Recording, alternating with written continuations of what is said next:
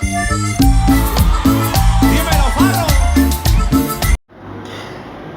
Buenas, profesor. Bueno, en este laboratorio, antes de proceder a realizar las experiencias, primero, con ayuda del profesor, verificamos si realmente el motor de arranque que fue dado para nuestro grupo era realmente operativo o no. Una vez que verificamos su funcionamiento, empezamos con la experiencia número 1, que es la identificación de los terminales eléctricos del arrancador.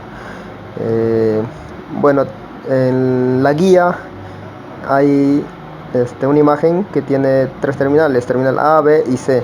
El terminal A básicamente es el terminal T1, o sea, el 30. Y en este terminal pasan 12 voltios una vez que el solenoide genera el campo magnético y cierra la línea de paso que da corriente hacia el motor. El terminal número B es el terminal 50. Por este terminal pasan 12 voltios una vez que el switch, o digamos la llave del auto, se gira al prenderse. Esto genera que el solenoide se active y genere su campo magnético, y de esa manera el motor de arranque se enciende.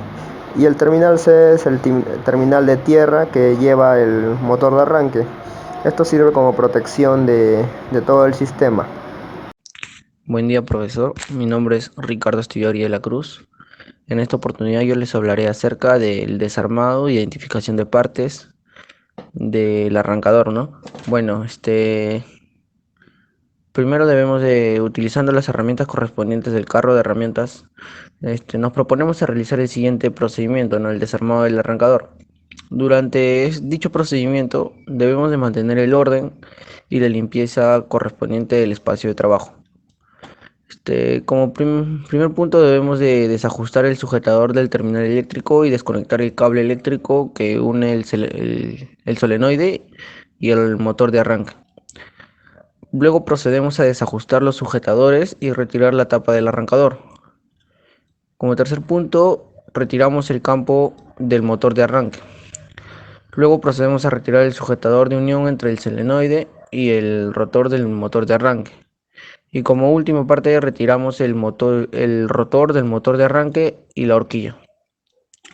Identificamos cada uno de los componentes del arrancador para poder completar nuestra tabla en nuestra guía, como son el solenoide, el diodo superior, el rotor, el estator, engranaje planetario, el piñón impulsor, carbones o escobillas. Buenas noches, mi apellido y nombre es Crispin Raimundo Jonathan Emerson y vengo a explicarles sobre las mediciones de la resistencia de las bobinas del solenoide del arrancador. Como componentes tenemos una bobina impulsora, una bobina de retención y un puente. Estas tres sí cumplen su función, ya que la bobina impulsora genera un campo magnético que atrae al contacto para accionar el piñón del motor de arranque. Y luego de ello desenergizarse debido a la caída que sufre, la caída de voltaje, que es 0 voltios. Y la bobina de retención genera es similar a la bobina impulsora, pero esta hace que cuando el piñón se accione, mantiene la corriente necesaria para que este siga accionado. En cuanto al puente, pero nos permite el paso de la corriente del solenoide hacia el motor de arranque, más específicamente hacia el estator. Buenas noches, profesor. Mi nombre es Víctor Hugo Basaldúa Alarco. Hoy les explicaré sobre la resistencia de las bobinas Pull-in y All-in. El Pull-in, la resistencia fue de 0.3 y en el All-in fue de 1.2. Ahora les explicaré sobre los datos cuantitativos. Mediciones en el bobinado del rotor. Medición 1. La resistencia del bobinado. La resistencia es de 5.6 y está correctamente. Está bien. La resistencia del aislamiento del bobinado respecto a tierra nos bota un resultado de OL, y eso quiere decir que está bien, está operativo. Buenas noches, profesor. Mi nombre es Axel Antonio Escobedo. y les voy a dar unas recomendaciones generales respecto a las experiencias que tuvimos en el laboratorio. Bueno, antes de proceder a desarmar el motor de arranque, verifica primero su funcionamiento para saber que se está trabajando con una máquina en buen estado. Desarmar el motor de arranque con paciencia y siguiendo las indicaciones de la guía y del profesor. Identificar cada componente que se desarma y tener conciencia de lo que se está haciendo.